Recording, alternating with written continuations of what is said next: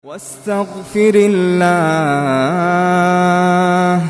إن الله كان غفورا رحيما. ورحمة الله وبركاته. بسم الله الحمد لله والصلاة والسلام على رسول الله. Причины прощения грехов. Альхамдулилля, вот мы тут, я вижу, до половины книги доходим. Остается только вторая половина.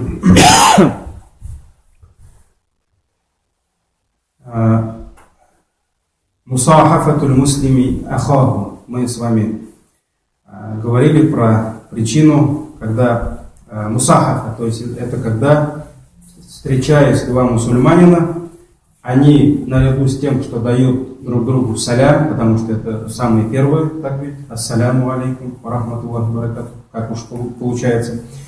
Вот наряду с этим параллельно они пожимают друг другу руки.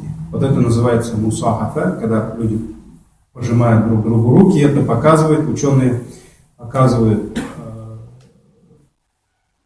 любовь друг к другу, это показывает дружбу друг к другу, это показывает, что у людей нет претензий друг к другу. И вот, альхамдулилля, посланник Аллаха, саллаллаху алейхи вассалям, призывает нас, когда мы встречаемся, именно пожимать друг другу руку, то есть рукопожатие. И мы с вами читали хадис, этот хадис достоверный, раваху Табарани, имам Табарани приводит, что посланник Аллаха, алейхиссалату вассалям, сказал: «Ида тасафахаль муслимани», когда два мусульманина, встречаясь друг с другом, они пожимают друг другу руки, «Лям тафаррат акуфухума хатта югфар лахума». Вот эти ихние кисти, они не разойдутся, не разъединятся, пока им не простятся их грехи. То есть, когда они убирают руки, то есть обратно, альхамдулилля, у них прощаются грехи. То есть, есть другой хадис, когда говорится, что когда два мусульманина встречаются друг с другом и пожимают друг другу руки, их грехи, они будут падать, словно листья падают с дерева. То есть, когда вот мы видим, что как листья падают с дерева, особенно осенью, да, и вот когда мусульмане пожимают друг другу руки, их грехи будут падать, как падают листья с дерева. Это уже другой хадис. И зиярату, следующая причина, зиярату ахин филляхи. Это когда один мусульманин навещает своего брата филляхи. Филляхи, то есть на пути Аллаха. То есть брат по вере, именно брат по вере. Мы с вами говорили про посещение больных, а вот в этом хадисе говорится не только про посещение больных, а просто посещение казава, то есть когда мусульмане навещают друг друга, не просто ждут, вот заболел бы у меня брат, я бы пошел бы, навестил бы его, да? Нет, то есть просто, бисмилля, ради Аллаха ты навещаешь своего ахан филля, то есть именно брат по вере, мусульманин. Передает Абу Хурайра, радийаллаху анху, что посланник Аллаха, саллаллаху алейхи вассалям, сказал: «Ман ада маридан», кто посетил больного. Ну, про это мы с вами читали хадисы, что 70, если утром навещаешь больного, то каждый целый день 70 тысяч ангелов будут делать истигфар за тебя, то есть будут просить у Аллаха, чтобы Аллах простил твои грехи. Если ты навестишь больного вечером, то до утра 70 тысяч ангелов по воле Аллаха будут просить у Аллаха прощения за твои грехи. Поэтому это отдельная статья, да? Кто навестил больного? Аузара ахан лаху филляхи, или же навестил своего брата в Аллахе, то есть брата в религии. Надаху мунадин. Тогда превозгласит глашатай. Глашатай превозгласит, то есть ангел скажет: Ан тибта ва таба мамшак. То есть ты сделал хорошее, ты сделал благое дело. И твои шаги, твой поход был благим. Ва табауата миналь джаннати манзиля, и ты приготовил для себя место в раю. То есть этим самым, то, что ты навестил больного или же навестил своего брата по религии, этим самым, получается, ты приготовил для себя место в раю. Место в раю, этот хадис Хасан приводит имам Тирмизи, Ибн Маджа. И вот есть другой риваят, он немножко отличается, где посланник Аллаха говорит: когда мусульманин навещает своего брата, Аллах говорит: ты совершил благое, и твой поход оказался благим, и ты приготовил для себя место в раю. Вот здесь говорится, что не ангел сказал, а Аллах сказал. Но ученые, которые разъясняют нам хадисы, они говорят, что здесь никаких противоречий нет в риваятах, потому что даже если это ангелы сказали, это Аллах сказал, а ангелы, они это слова повторили. Поэтому Аллах Тааля даже можем сказать, что Он говорит: ты сделал благое, и твой поход к своему брату оказался благим, ты приготовил место для себя в раю. Поэтому, когда мусульманин навещает своего брата мусульманина, альхамдулилля, это благое дело, это великое дело, это прощение, это причина прощения наших грехов, и это причина того, что Аллах Тааля ведет нас в райские сады. Поэтому сегодня, имея множество ресурсов, возможностей навещать наших братьев, мы не должны пренебрегать этим великим делом и должны беречь эту сунну, потому что даже если, например, мы куда-то едем, да, например, нам надо ехать куда-то, и ты знаешь, что по дороге есть село, населенный пункт, город, куда ты можешь заехать на 15 минут, на 20 минут, на полчаса, да, и навестить брата. Просто навестить его, без каких-либо причин. Не потому, что ты там ему денег должен, да, или он тебе должен. Нет, как в хадисе говорится, когда еще в прошлом, да, когда один мусульманин оставил свою деревню ради того, чтобы навестить своего брата. Аллах Тааля, увидев это благое дело, Он отправил к нему ангела. И этот ангел в облике человека, потому что мы знаем, что ангелы, даже если они приходили к людям как испытание, да, они приходили в облике человека, так? Не в облике ангела. Поэтому этот человек встретился у него на дороге и спросил: ты куда идешь? И этот мусульманин сказал: а вот я иду в ту деревню. А кто там? А вот там мой брат, я хочу навестить. А он тебе должен что-то? Или ты ему должен? Нет, ни он мне не должен, ни я ему. А почему ты идешь? А потому что я его люблю ради Аллаха. Он сказал вот так: я люблю его ради Аллаха, поэтому иду навещать его. И тогда ангел сказал: да полюбит тебя тот, который дал тебе любовь, то есть дал тебе возможность любить своего брата. То есть да полюбит тебя Аллах. Поэтому, альхамдулилля, это великое дело. Поэтому если есть возможность, да, кому-то, например, там, к родителям едете, это самое, конечно, святое. И если там есть рядом какие-то братья, может быть, какой-нибудь абы, да, который, машаллах, намаз читает, может быть, нуждаются во внимании, да, потому что мы молодые, мы же быстро забываем. Я вот иногда, я просто как назидание говорю, не чтобы похвастаться, да. Я иногда, у меня у отца был один друг, они ровесники, иногда я просто его навещаю. Когда в деревню приезжаю, я к нему на 5 минут. Ну, он, конечно, за 5 минут меня не отпустит, да. И вот как-то раз он мне говорит: ты, говорит, Юсуф, полгода у меня не был, говорит. Я говорю: как вы, полгода, это же, говорю, много. Полгода, и как? Я вот уже месяц назад. Нет, говорит, я могу тебе число показать, говорит, когда ты был. Я говорю: откуда ты все это знаешь? Ты же, говорю, старый человек, а я молодой.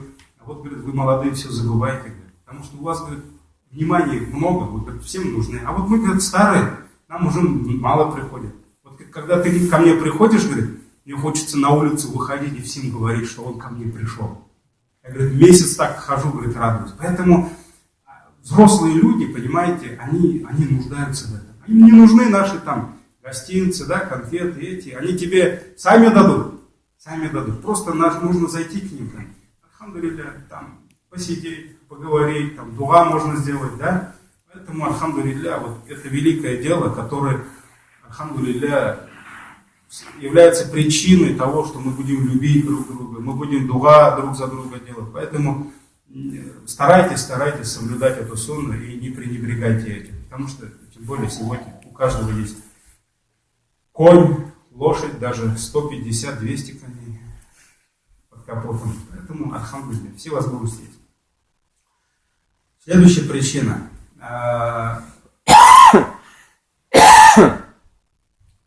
Сукьюль ма'i лиль муслимин. То есть, когда мусульманин поет, получается, поет людей. То есть, когда человек поет людей водой, то есть дает, обеспечивает им воду. Ибн Аббас, очень много хадисов про воду, потому что нужно еще учитывать тот момент, что посланник Аллаха, саллаллаху алейхи ва саллям, пришел именно в то место, где была проблема с водой. Особенно, когда он переселился в Медину, очень мало было колодцев с питьевой, с пригодной для питья водой, поэтому очень много хадисов, они побуждают нас, чтобы мы делали садаха водой, чтобы мы рыли колодца и создавали условия, чтобы у людей была всегда питьевая вода. Поэтому ислам, очень много хадисов, которые призывают к этому. И вот как раз пример этого, следующий хадис. Ибн Аббас, радиаллаху анхума, передает, что как-то раз к посланнику Аллаха, саллаллаху алейхи ва саллям, пришел мужчина и сказал: «Ма амалун ин амильту бихи дахальту ль-джанна». О посланник Аллаха, подскажи мне какое-либо дело, если я буду совершать это дело, то посредством этого дела я войду в рай. То есть я буду в раю. Дахальту ль-джанна.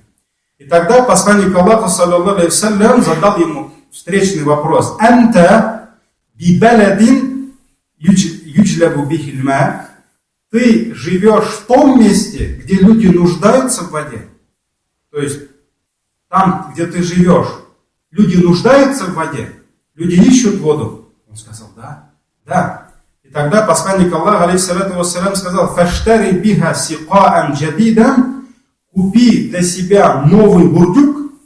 Бурдюк, то есть это, сегодня у нас другие сосуды, канистра, ведро, а раньше был бурдюк. То есть это как пакет, да, но получается, из кожи. То есть шили из кожи, потом обрабатывали, пропитывали эту кожу жиром, и получался вот такой сосуд для воды. Так ведь? И вот он сказал: купи для себя бурдюк новый, сумма скибиха, и вот этим пой людей. То есть напои людей. Фаиннака лан тахрукха хатта таблуга биха амалуль джанна. И пока этот бурдюк не износится, то есть тахрук харака, то есть пока дырки не появятся в этом бурдюке, ты достигнешь деяния рая. То есть это твое дело окажется делом, которое ведет тебя в рай. То есть получается, можно купить бурдюк и заработать этим бурдюком рай. Это милость Аллаха. Я поэтому еще раз повторяю, что очень много хадисов. И альхамдулилля, хуляфа ур-рашидин, то есть праведные халифы, они когда, будучи уже халифами, они это делали как государственную программу, да? То есть они расходовали очень много денег, чтобы у людей были колодцы, чтобы у людей была всегда вода, потому что, вода это то без чего, без конфет можно жить. Тут и без мяса живет, но без воды никто не может жить. Ни тахарат взять, ни дома что-то помыть. Вот если представить себе, да, что воды не будет, потому что это нам тяжело, конечно, представлять, потому что сегодня вообще мы живем, у нас такие климатические условия, очень много воды. Очень много у нас воды. Рек, родников и так далее, колодцев. Но арабы в то время, они жили, им тяжело было достать воду. Поэтому и халифы, они занимались этим. Они добывали воду, чтобы у всех была вода. И я помню, года три назад года 3 назад я как-то готовился на джумга, хутбу провел, как раз это было лето, гроза, сколько часов мы постимся, да, все хотят воду, жарко, я специально выбрал жаркий день для этой темы, и вот все пришли на джумга, там как бы народу много, нижнекамских, да, и все такие сидят, жарко, машаллах, все хотят воду, я про воду этот вагаз рассказал, 40 минут, альхамдулилля. И вот этот вагаз я рассказал в нескольких районах, и вот я помню, приехал в одну деревню, уже следующий вагаз был, уже не про воду, и мне эти жители спасибо говорят. О, Рахмат Хазрат, ты, говорит, про воду рассказал, говорит, у нас сейчас вода есть. Я говорю, а что? При чем тут я? Я говорю, пришел на час, рассказал вам пару хадисов, пару аятов, объяснил это все, за час. Да? И я ушел, все, а за что мне спасибо? Так вот, говорит, у нас, говорит, появился меценат, говорит, спонсор, который провел после этой хутбы, говорит, воду на всю улицу, говорит. Мы, говорит, сколько лет жили, говорит, без воды, то есть ездили, где колонка, колодец ездили, вот оказывается, сегодня есть у нас еще. А то мы с вами, у нас все, альхамдулилля, и теплая, и холодная вода, все есть. И сегодня есть в Татарстане улицы, может быть, это новая улица была, да, я не знаю, потому что с этим-то как бы проблем нет. И вот, оказывается, альхамдулилля, один абый, фермер, он решил это садаха дать. Бурдюка ему оказалось мало, у него был экскаватор. Я, говорит, позвал экскаваторщика, сделал проект, говорит, согласовал, и на всю улицу сделал траншею, вырыл траншею, и договорился с каждым домом, что у них вот перед дверью будет труба. То есть все, он вот воду довел, получается, до калитки он довел до них воду, а уже остальные они сами. Поэтому, машаллах, вот, есть такие люди, которые еще вага слушают и притворяют жизнь, да? Альхамдулилля, у него все скромно, жизнь скромная, машина скромная, но вот он решил так заработать себе. И вот мы же помним хадис, да? За что Аллах Тааля простил грехи человеку, то есть Аллах простил женщине грехи и наставил ее на истинный путь. За что? За то, что она напоила кого? Собаку. То есть человек напоил водой собаку. Он дал садака водой собаке. И за это Аллах простил ему грехи. И вы представьте себе, мы не можем сравнить собаку с людьми. Жизнь человека, она несравнима с жизнью собаки. Но если даже за собаку Аллах простил ей грехи, да, то что можно говорить о тех, кто будет поить людей, кто будет решать проблемы с водой у людей, то есть или мусульман. Альхамдулилля, каждый раз, когда эта семья будет пить воду, чай пить, еду готовить, тахарат будут брать, гусуль будут брать, аджр кому идет? Кому капает? Вот здесь уже точно капает, течет. Кому аджр? Тому, кто обеспечил их.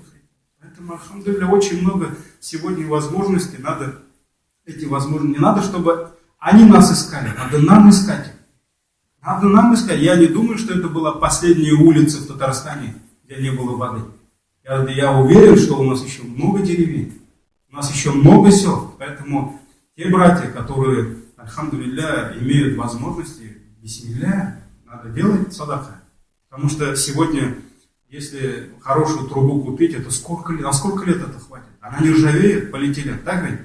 Может, она 50 лет будет тебе приносить аджр, пользу. Каждый раз, даже когда птицы будут пить, нам аджр будет. А что говорит о людях? Когда люди тахарат, когда люди будут детей воспитывать на этой воде. Поэтому это великая возможность, которую нужно использовать. За то, что собаку напоил. Альхамдулилля, Аллах Тааля грехи простил. Идем дальше. Следующий хадис, который включил в себя 4 причины. 4 причины прощения грехов. Это такой сложный хадис, машаллах. Тут такие сложные. Я долго разбирался с этим хадисом. И вот, иншаллах, бисмилля, прочту вам этот хадис.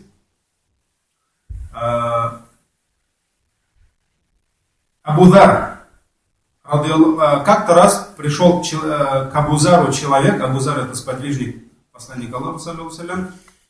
Он подошел к нему и сказал: «Даллини аля амалин, ида амиля абду бихи дахаля аль-джанна». То есть укажи мне на какой-либо поступок, на какое-либо дело, когда человек, и чтобы человек, совершая это дело, вошел в рай. То есть чтобы это дело вело его в рай. На что Абу Дар ответил: как-то раз я спросил у посланника Аллаха, саллаллаху алейхи вассалям, тот же вопрос. То есть я задал ему тот же вопрос. И он мне сказал: ю'мину билляхи. Человек должен уверовать в Аллаха. То есть пусть он уверует в Аллаха. Это вера. Если человек уверует в Аллаха, через веру он окажется в раю. Тогда я спросил: я Расулуллах, инна ма'аль имани амалян, а рядом с верой есть ли деяние?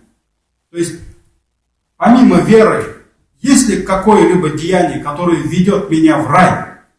Тогда посланник Аллаха, саллаллаху алейхи вассалям, сказал: пусть он уступит из того, из того, что Аллах Та'аля ему дал.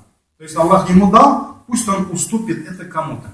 И вот здесь слово родах, ярдах, ученые говорят, речь идет о маленьком имуществе. То есть пусть он немножко даст, уступит кому-либо из того, что Аллах ему дал. То есть пусть он садака даст. Да? Тогда я спросил: а если он нищий, и у него ничего нет, чтобы дать кому-то? Бывает же так, что вот у человека ничего нет. А посланник Аллаха сказал: то есть уступи то, что тебе Аллах дал. А вот у него нет ничего. Что ему делать? Тогда посланник Аллаха сказал: «Якулю ма'руфан билисанихи». Если ему нечего дать, то пусть он скажет благое своим языком. То есть если в кармане нет ничего, на руках нет, тогда пусть языком скажет что-нибудь благое. Там призовет к истине, там, назидание сделает, что-то там, хорошее слово скажет. Садахан булмаса, Аллах рахмат делался, да? То есть языком что-нибудь благое скажет. Тогда я спросил: а если он будет заикой, и его язык не может довести благое слово кому-либо, то есть он не может выговориться, он не может даже благое слово сказать, не в состоянии. Тогда посланник Аллаха сказал: фаюрину маглюбан, то пусть он поможет маглюб, то есть это побежденный, пораженный, то есть видать, пришло к нему какое-то испытание, и это сломало его. И он нуждается в чьей-то помощи. Да? И вот посланник Аллаха сказал: пусть он поможет вот этому потерянному человеку, да, которого постигло испытание. Тогда я спросил, то есть дальше спрашивает: «Фаин кана даифан ла кудрата лаху». А если он слабый? Если он немощный, и у него нет никакой возможности даже помочь вот этому потерянному, сломанному человеку, да? И тогда посланник Аллаха, алейхиссалату вассалям, вот он такой был терпеливый, да? И он сказал: фальясна ли ахрат. То есть пусть он поможет. Ахрак, то есть ученые говорят, это, ахрак, как сказать, булдыксыз. То есть бестолковый. То есть человек, который ничего не может сделать, вот пусть он ему поможет. Или он там человек, который не в состоянии сделать что-либо. То есть нет у него умения, нет у него опыта, нет у него навыков. То есть там в словарях по-разному приходит это. Ахрак, то есть действительно слабый человек, вот пусть он ему поможет. И тогда я спросил: ваидкана ахрак, а если это он и есть? То есть это вот, если вот этот человек он и есть, что он, как он может в рай попасть? Да? И тогда посланник Аллаха, саллаллаху алейхи вассалям, повернулся ко мне и сказал: неужели ты не хочешь оставить для своего друга даже ничего, то есть ничего не хочешь оставить из блага? Вот все, ничего нет у него, да? И тогда посланник Аллаха сказал: пусть он избавит людей от страданий, от своего зла. То есть, если он никому ничего не в состоянии сделать пользу, да, то тогда пусть он избавит людей от своего вреда. Когда bir kishiga da sening foydang tiyolmay ekan, jannatga kirir uchun хотя бы зияны тимасang. Да? Если от тебя нет никакой пользы, сделай все, чтобы от тебя хотя бы вреда не было, чтобы ты был в раю. И тогда посланник Аллаха, саллаллаху алейхи ва саллям, сказал: «Валлади нафси биядихи», я клянусь, в чьей руке моя душа, то есть клянусь Аллахом, «Ма мин абдин я'малу би хаслатин минха, юриду биха ма индаллахи, илля ахадат биядихи яума киямати, хатта тудхилаху джанна». То есть, какой бы человек не обладал бы одним из этих качеств, вот посланник Аллаха, вот мы начали оттуда, садака, да, даже небольшой садака, это не может, значит вот это, слово благое, это не может, значит вот это, в конце уже, но если от него нет никакой пользы, тогда пусть не вредит людям, да. Вот каким бы качеством он из всего этого не обладал, и если он будет делать это юриду биха ма индаллахи, то есть надеясь на награду Аллаха, то есть ради Аллаха, если это будет делать, вот это качество, это дело возьмет его в судный день за руки и ведет его в рай. То есть получается, вот человек может совершить благое дело, и посредством этого благого дела он может найти рай, если это будет он делать ради Аллаха, если даже это дело, вот мы видим, да, откуда начали и куда пришли. То есть даже небольшое усердие, но если это будет ради довольства Аллаха, это может оказаться. Ну, конечно, мы должны понимать, что у каждого человека, Аллах каждому человеку дал возможности, и он будет судить по этим возможностям. То есть человек, который уже там мог совершить благое дело, он не должен это оставить и идти туда, к концу хадиса, да? Ну вот уже в конце хадиса говорится: не навреди никому. Нет, он же может еще пользу принести. Поэтому есть же хадис, например, очень часто к посланнику Аллаха, саллаллаху алейхи ва саллям, подходили люди и спрашивали, например: о, посланник Аллаха, вот что самое лучшее, что является самым лучшим благим делом в исламе? Например, кому-то посланник Аллаха, саллаллаху алейхи ва саллям, сказал, например, афшу салям, распространяйте приветствие, ат'амут тагам, угощайте людей, то есть готовьте еду и угощайте их. Вассаллю билляйли ваннасу ниян. И когда люди спят, совершайте намаз. И войдете в рай салямом. То есть вас ангелы встретят с приветствием. Вот кому-то он так сказал.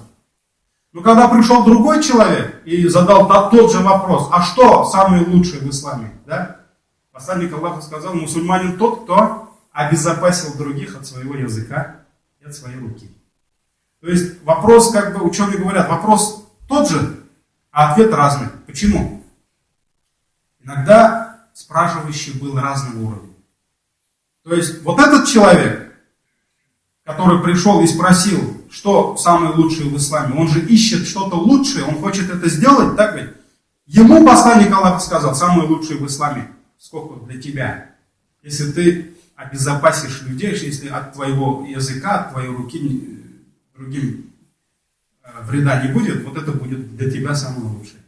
А тому, видать, от того такой проблемы не было, а тому он сказал: угощайте людей, распространяйте приветствия. Таких хадисов много, то есть это я как просто пример вспомнил. Поэтому у каждого разные способности, разные возможности, и Аллах Тааля будет вознаграждать по этим. Аллах сначала дает, а потом только спрашивает. Так ли? И даже в судный день, когда мы предстанем перед Аллахом, Аллах сначала не скажет: а вот что ты сделал, что ты сделал, что ты сделал. Аллах сначала спросит: вот я тебе это дал? Дал. А вот это я тебе дал? Дал. А вот это я тебе дал? Дал. Он перечислит эти блага. И ты скажешь, что Аллах дал тебе все это. А потом Аллах спросит: а что ты сделал? Знак благодарности.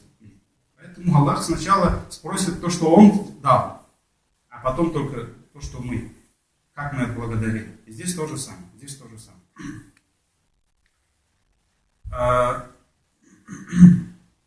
Идем дальше. Ман гада иля масджидин ау раха. Следующая причина: кто отправился в мечеть утром или вечером. И следующая причина, это в одном хадисе, وَمَنْ دَخَلَ عَلَى إِمَامٍ يُعَزِّرُهُ. То есть, кто зашел к имаму, то есть здесь речь идет имам не только в мечети, да, а руководителю, правителю, юазируху, чтобы помочь ему, то есть в чем-то полезном.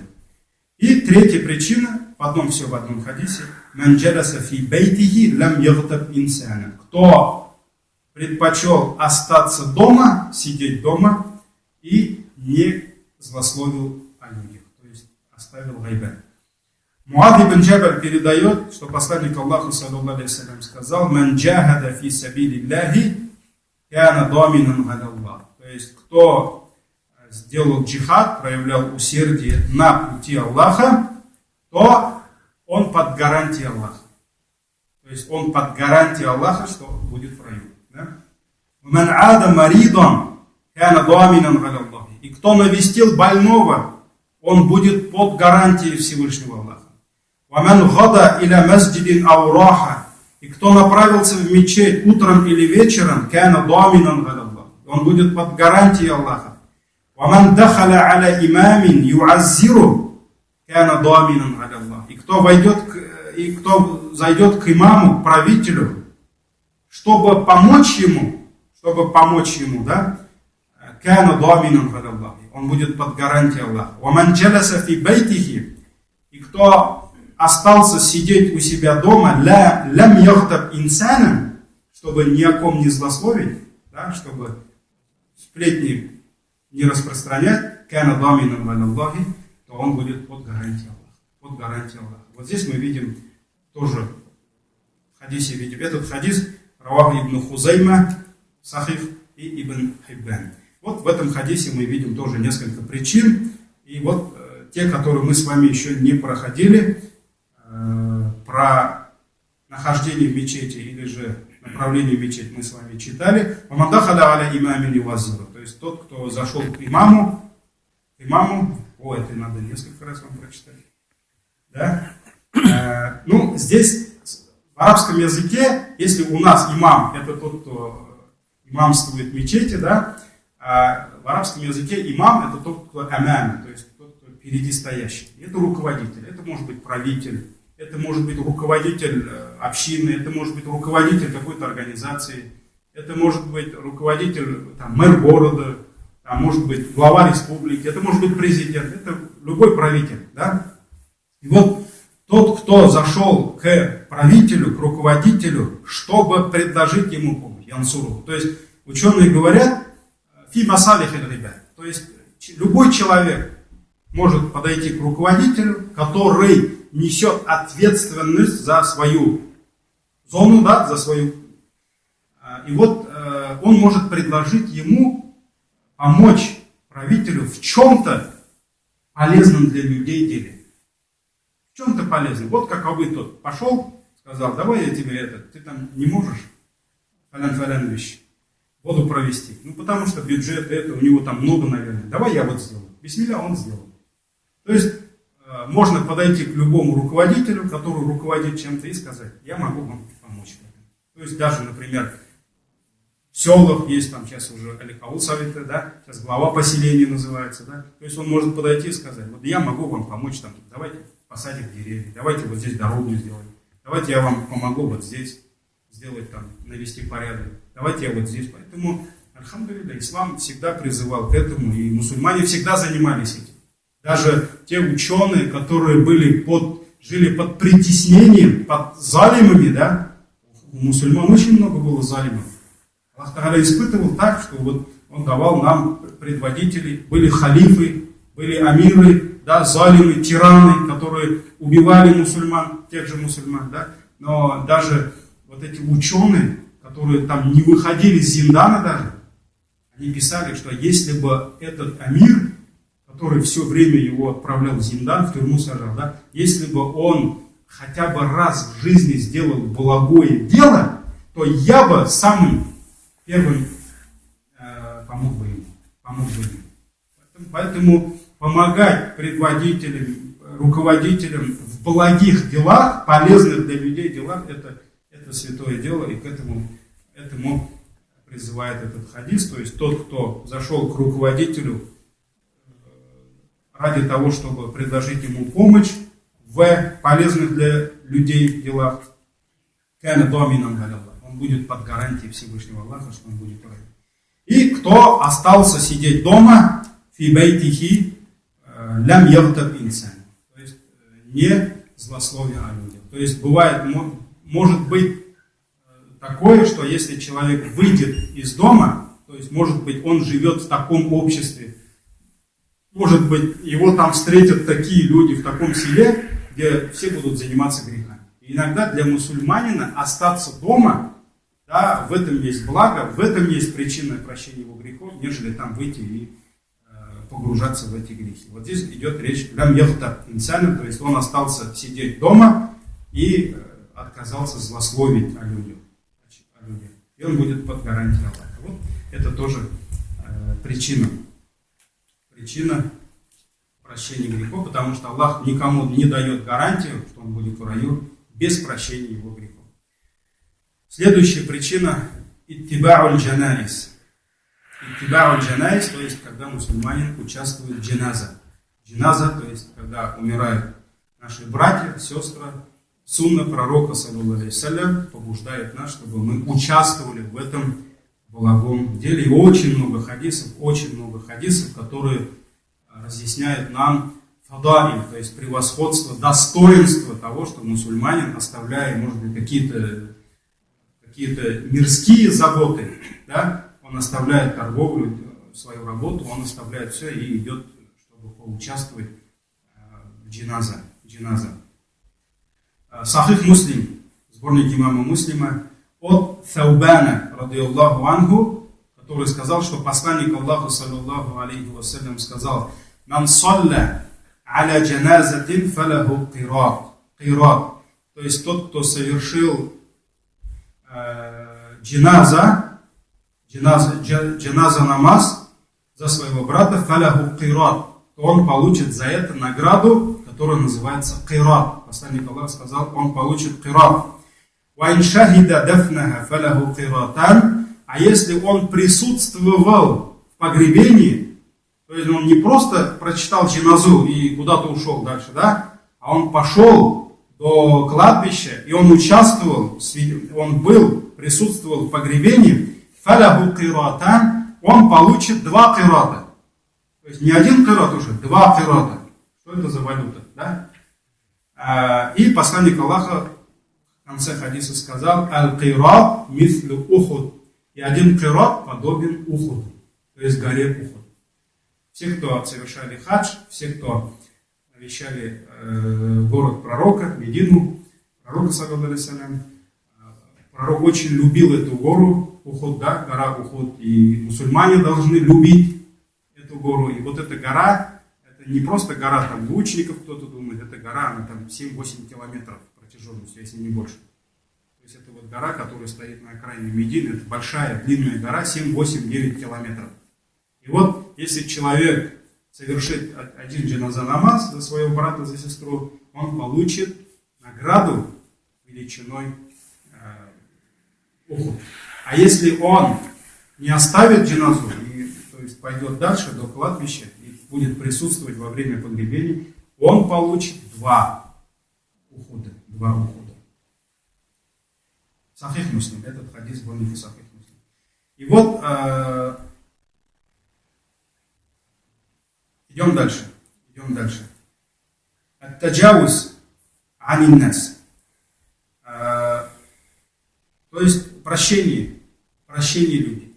Человек, который учится прощать других, Аллах прощает его. То есть, чтобы Аллах прощал тебя, ты должен научиться сам прощать других.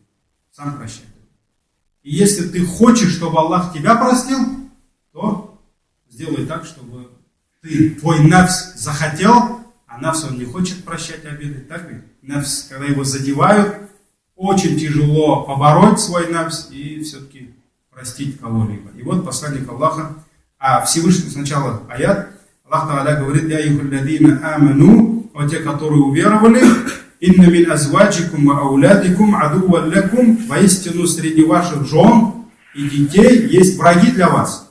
Фахдарухум, и поэтому будьте осторожны. То есть иногда мы знаем, что и жены наши любимые, которых мы очень любим, да, и наши дети, это благо от Аллаха. Но может быть такое, что наши любимые жены и наши любимые дети, они могут оказаться фитной, то есть преградой поклонения Аллаху. Поэтому Аллах Та'аля в нескольких аятах предостерегает нас, чтобы наши семьи, наши дети, они не превращались в фитну, которая становится преградой между нашими сердцами и между Аллахом. Поэтому сурат Аль-Мунафикун, можете прочитать в конце аят, да? «Ля тульхи я юхалладина аману», а те, которые уверовали, «Ля тульхикум амваликум, валя аулядукум ан зикрилля». То есть пусть не останавливает вас, пусть не будут преграды для вас ваше имущество и ваши дети от поминания Аллаха. Пусть они не мешают вам поминать Аллаха. Поэтому есть хадисов много. Поэтому иногда наши жены, наши дети могут оказаться врагом для нас. Поэтому Аллах Та'аля сказал: будьте осторожны. وَإِن تَعْفُوا وَتَصْفَحُوا وَتَغْفِرُوا فَإِنَّ اللَّهَ غَفُورٌ رَحِيمٌ. Если вы будете прощать, вот здесь слово прощать Аллах Та'аля повторяет 3 раза. 3 раза. Та'фу, если вы будете прощать, это ватасфаху, то есть это то же самое можно перевести, говорят, да, прощать. Ватагфиру. Аллах Та'аля 3 раза повторяет. Знаете, что Аллах Та'аля прощающий и милостивый. Вот единственное, что в тафсире я нашел, вот, есть афун, есть сафхун. Ученые говорят, что прощение, когда ты кого-либо прощаешь, это, конечно, вид великого поклонения, потому что если ты прощаешь ради Аллаха, у нас будет отдельная тема, когда ты прощаешь, очищаешь свое сердце, да, от всех обид по отношению к братьям, к людям, да, это отдельный урок будет, да, половина урока будет, иншаллах. Но здесь, вот что хочу сказать, Аллах Та'аля, когда говорит тафу ва тасфаху, если вы будете прощать, да, вот слово прощение, здесь идет афун и афуиту, и сафхун. Вот в чем разница? Ученые ахляка, нрава, говорят, что афун это первый этап прощения, а сафхун это более высокая ступень прощения. То есть бывает так, что человек, который простил, афун сделал, то есть афуиту, это еще не значит, что он достиг до сафха. Вот в чем разница? Афун, афуиту, прощать. Что это значит? Когда кто-либо причиняет тебе вред, и он за это заслуживает наказание. То есть он украл у тебя что-то, его надо за это наказать. Он заслуживает это. Он ударил тебя, Аллах сакласын, кого-то убил, да? То есть получается, он заслуживает наказания. И он должен быть наказан. И вот когда ты по милости, по милосердию своему, да, по доброте душевной, когда ты освобождаешь его от наказания, ты говоришь: не наказывайте его. Ну, например, там, не сажайте его сегодня, да, вот можно сказать. Все, я забираю это, да. Вот это есть афун. То есть это первая ступень прощения, когда ты освобождаешь его от наказания. Ты говоришь: не наказывайте его.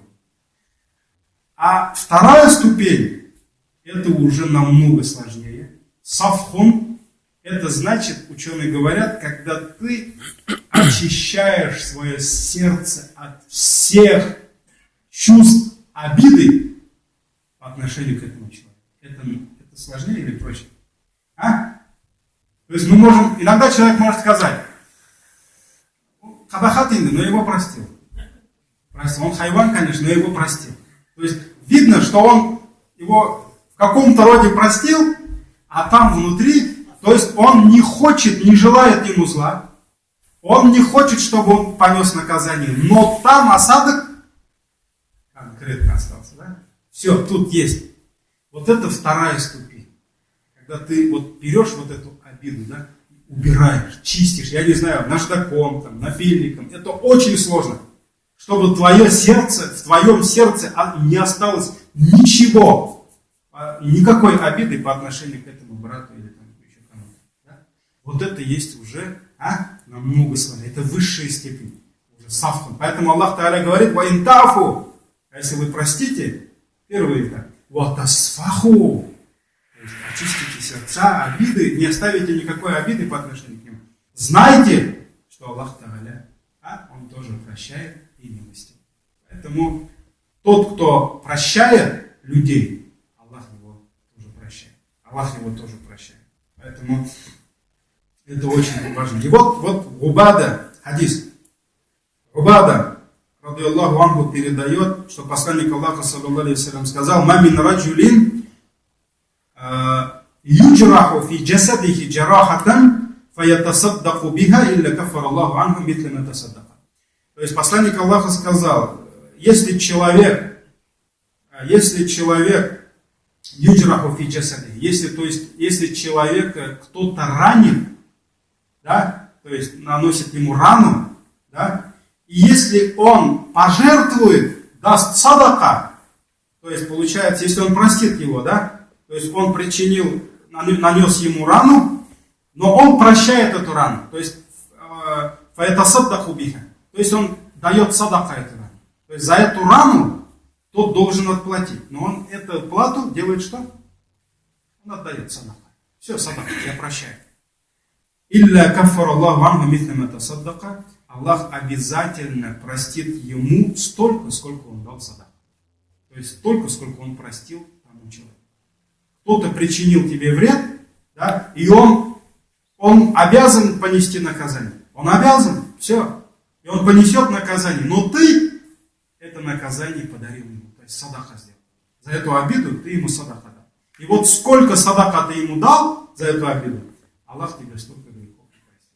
Поэтому, когда помним фитну, да, которая произошла с матерью правоверной, Айша ради Аллаху анха, да, когда ее обвинили в разврате, получается, да, обвинили, и когда вот эта фитна пошла, немало людей поддались этой фитне. И будучи дядей Абу Бакра, был такой человек, его звали Мистах. То есть он был таким уж слабым человеком, мискин. И Абу Бакр, будучи сильным, да, волевым человеком, он все время помогал ему. Вот это был его дядя, да, родной там человек, все, и он ему все время помогал. Но этот Мистах, здесь он слабый, раз и там он оказался слабым, да, он поддался этой фитне.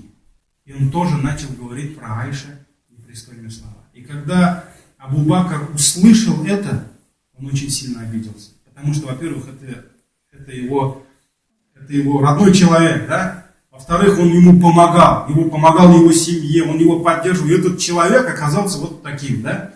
И он очень сильно обиделся. И вот Аллах Та'аля по причине обиды Абу Бакра не спасал аят. Аллах не спасал первый аят в Коране по причине обиды Абу Бакра. И вот в этом аяте говорится, да, то есть прощайте, ибо вы тоже хотите, чтобы Аллах вас простил. То есть, когда он услышал этот аят, он понял, что этот аят пришел к нему. И он сказал: да, я хочу, чтобы Аллах прощал меня. И я простил его. И он побежал помогать своему дяде. Поэтому, альхамдулилля, то есть прощать людей, конечно, это не всем дано, да, это нужно, я не знаю, сломать, растоптать свой нафс, чтобы простить кого-либо, но это есть великое дело в исламе, и мы должны, иншаллах, искать довольство Аллаха через это благое дело. Ладно, тема следующего урока — кадмуль гайб, подавление гнева. Тоже про нас, да? Подавление гнева. И, иншаллах, это будет подавление гнева, ватаркуль гадаб, и оставление гнева. Субханакаллахумма ва бихамдик, ашхаду ан ла иляха илля анта, астагфирука.